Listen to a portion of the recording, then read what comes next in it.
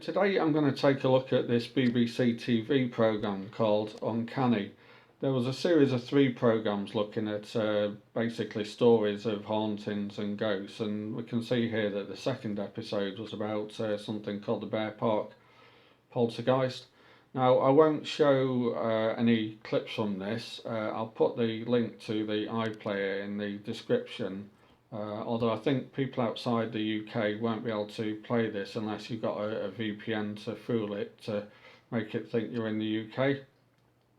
So this series was quite interesting, even though I don't believe in ghosts. They had what kind of really annoyingly and simplistically called Team Skeptic and Team Believer, and they had a parapsychologist and a psychologist kind of presenting reasons to believe one side or the other. I mean, I think the particular problem with all these ghost stories is that it's all based on hearsay generally. But the poltergeist case is interesting. So even though this episode is about the Bear Park Poltergeist, he also mentioned a famous case known as the Enfield Poltergeist, and the guy who presents the program, you can see here, I can't remember what his name is. He was kind of rather credulously interviewing somebody who was involved in investigating that.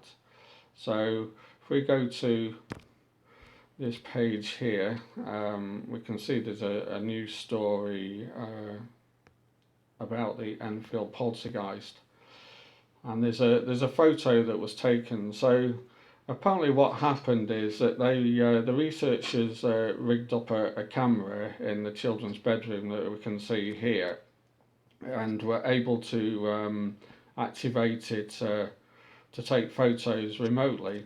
So apparently what happened is that they heard a scream, so that they then started taking photos, and this is one of the photos that was taken. So this particular photo was shown on the Uncanny programme, and it was supposedly evidence of poltergeist activity, and that the young girl here was supposedly being levitated by supernatural forces.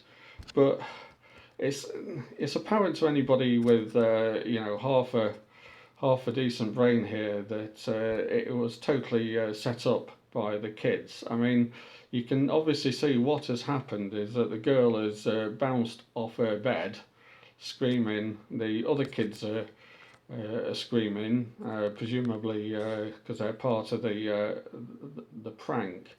And I think in the Uncanny programme they said, well, she looks terrified, but she's clearly putting it on. I mean, I can't believe that any sensible adult will be fooled by this. And then there are other places, I don't have a link at the minute, but there are other places where you can actually see the other series of photos that were taken at the Enfield Poltergeist, and it clearly shows the girl jumping off the bed.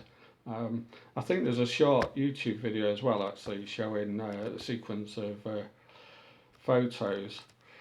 But what's interesting about this is kind of credulity of some people. So we only need to go back to this famous case of the Cottingley fairies. So this was basically some young girls pulled a prank where they created some paper drawings of fairies, and of all people, so if you kind of read through this article, again I'll put the link in the description, Arthur Conan Doyle, who was ironically the author of the Sherlock Holmes novels, so the Sherlock Holmes character uses logic and reason to solve crimes, but Arthur Conan Doyle was actually taken in by this. So it shows that kind of levels of credulity, even in people who should know better. It's never ending.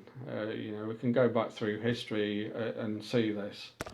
So if you're kind of interested in ghosts and the supernatural in any way, I think the Uncanny programme is worth watching. I mean, I certainly learned something from some of the skeptical elements of the programme, so it's quite quite useful from that point of view. But it's also, it's a good insight into how easily people can sometimes be fooled